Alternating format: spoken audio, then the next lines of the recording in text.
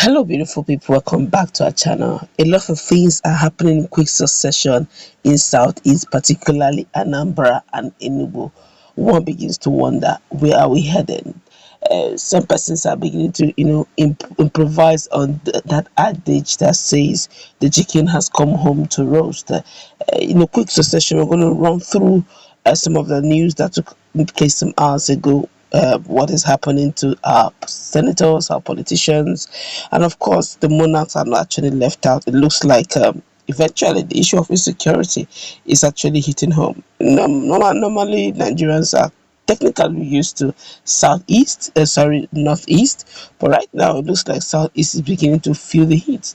In hours to come, or rather some days to go, there ought to be an election that will take place in Anambra State. But with the way things are going, we do not know really how this will go.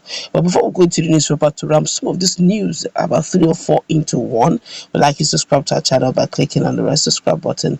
Beside it, you see a bell notification icon. Please go ahead, click on it to get notified as soon as we update our channel on YouTube. Well, fresh information reaching us has it that yesterday, some hours ago, actually some few hours ago, the UGM came in contact with a convoy belonging to a House of Representative member Chris Emeka Azubugu.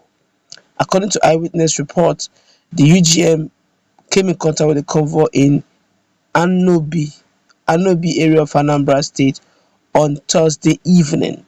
The driver was brought down by the assailant. Fortunately, Azubugu himself was not in the convoy during this period. More to come. But then let's quickly look at what happened to a sitting monarch. This is definitely not interesting.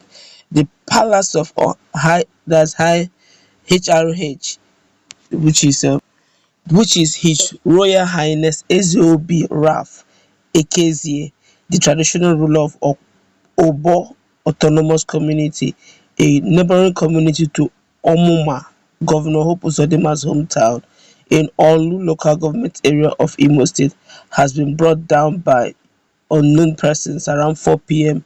on Thursday.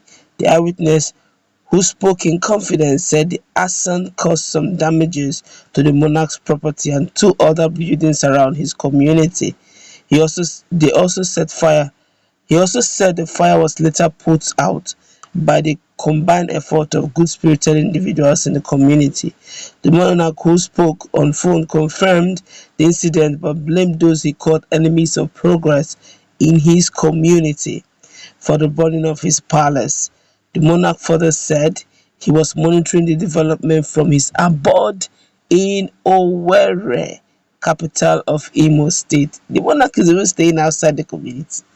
He expressed sadness, saying the level of damage can't be ascertained now, but when he gets home tomorrow, which is some few in hours to come now, when contacted, the Imo State Police spokesman Michael Abatam said the command was not aware of such an incident.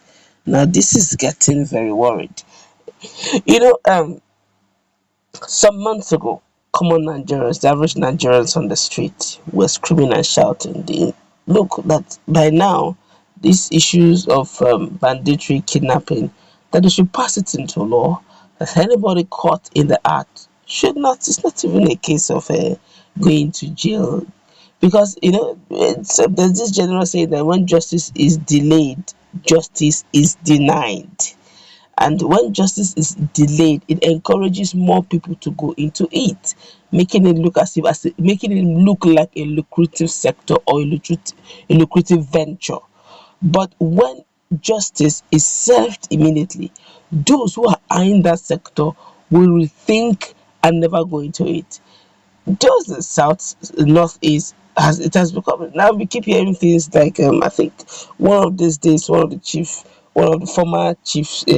former security officers said something unique. I can't remember his name now, but he said that the more they're trying to bring out people, the more people are looking into a banditry, because they realize it's one of the fastest paying venture where they pick. There's ransom to be paid, and one way or the other they are being paid. It's becoming lucrative in the eyes of many.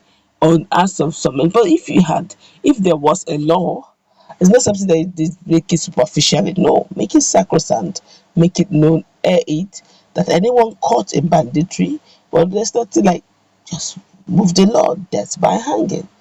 Okay, let it be that don't let it not matter if it's your relative, if it's a, so that others who are thinking of going into that, seeing those who went into it pay the ultimate price, will not think of going in there. But there's this belief that political elite had, that we have convoys, we have security personnel, and our home may be the last to be looked into, or our convoys intercepted at any time, because we have security personnel and our family members are abroad.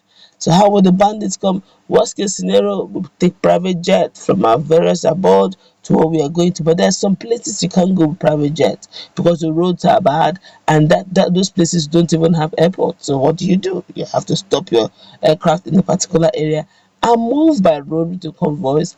There you expose yourself and the convoy. But if they have repaired our roads and worked on the security, and when the common man was shouting, "Let's do this," and they did it, why we shouldn't be thinking of this? The other people, when they're trying to look into that sector, they'll say, "No, that place is not an option because anybody caught is gone."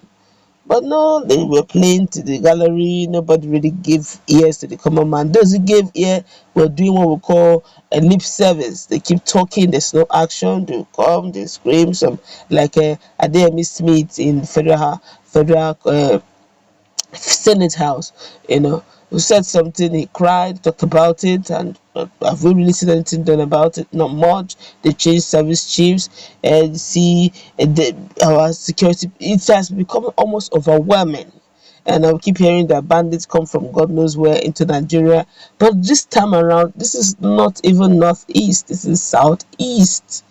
And so many very wonderful tales coming from that sector, and one would expect, as it is going now, because some of the videos actually went viral, Nigerians were watching, and Anambra indigenous were looking, as they come to this level. Just maybe, with all this going on, maybe the House of Rep, maybe the politicians will know. It's not some hours ago, some few hours ago actually, it was a case of late Dr. Dora Akuyele's husband, which is Chike Akuyele, and the same thing happened in that same Anambra. Now the same Anambra is well, thank God the politician was not even in the car, but who knows what would have happened. It clearly shows that, honestly, security situation in our country is failing. We need all hands to be on deck. I don't know how this is going to happen. It will take the miraculous intervention of the Most High. I pray God gives our leaders the wisdom to really combat this issue of insecurity once and for all. But the common man is now seeing it. The elites are seeing it. The average Nigerians are seeing it. And let's hope that this time around there will be a positive change. Let's be